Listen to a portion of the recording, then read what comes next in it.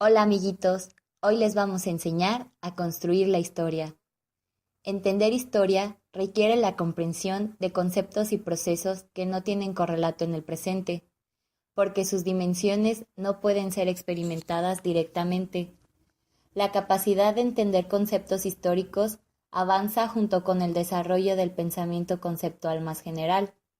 Este se refiere al tipo de características o atributos con los que se definen los conceptos y a las conexiones que se establecen entre ellos. La historia que se enseña en el sistema escolar tiene dos objetivos. El primero es que los estudiantes amen a su país y el segundo es que entiendan su pasado. Carretero redefine estos objetivos considerando las características de las raíces intelectuales del romanticismo y la ilustración.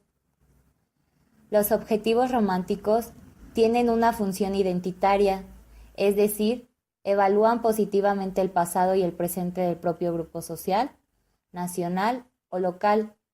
También hacen una evaluación positiva de la historia política del país.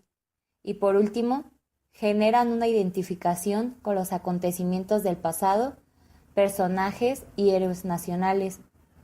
Por otra parte, los objetivos ilustrados están dirigidos a formar ciudadanos reflexivos y participativos en la sociedad.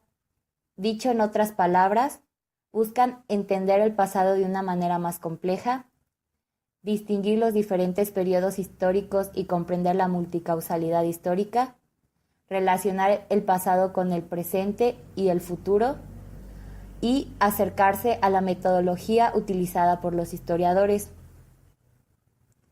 Para poder entender la historia es indispensable comprender el enfoque de nación, y para ello hay dos enfoques que estudian dicho concepto.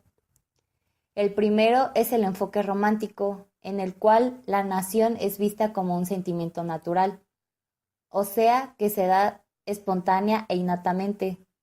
Además, supone que las identidades nacionales son permanentes. El segundo es el enfoque disciplinario o instrumentalista. Supone que las identidades nacionales son invenciones artificiales dirigidas por intereses políticos.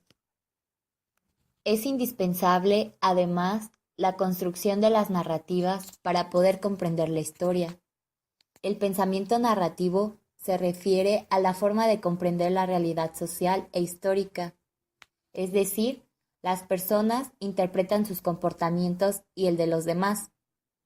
El instrumento que se utiliza para la enseñanza de la historia son los manuales escolares o libros de texto.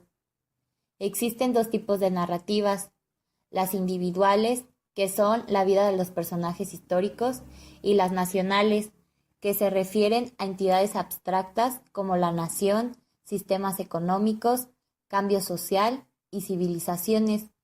Estas influyen en la forma en que los estudiantes entienden y analizan la información del pasado. Existen 6 características presentes en las narrativas relacionadas al concepto de nación. La primera es el establecimiento del sujeto histórico mediante una operación lógica de exclusión-inclusión. Esta representación se instala una categorización en términos de dos grados enfrentados, el de nosotros y ellos. Los aspectos positivos se instalan en el primer grupo y los negativos se atribuyen al segundo. 2. Los procesos de identificación cognitiva y anclaje afectivo. Estos forman el concepto de nación mediante los rituales patrióticos. 3. Los personajes y los motivos históricos aparecen como míticos y heroicos. 4. La simplificación de los procesos históricos en términos de búsqueda de libertad y territorio. 5. Suponen orientaciones morales. Y 6. Son una concepción romántica y esencialista del concepto de nación y de los ciudadanos. Created using Powtoon.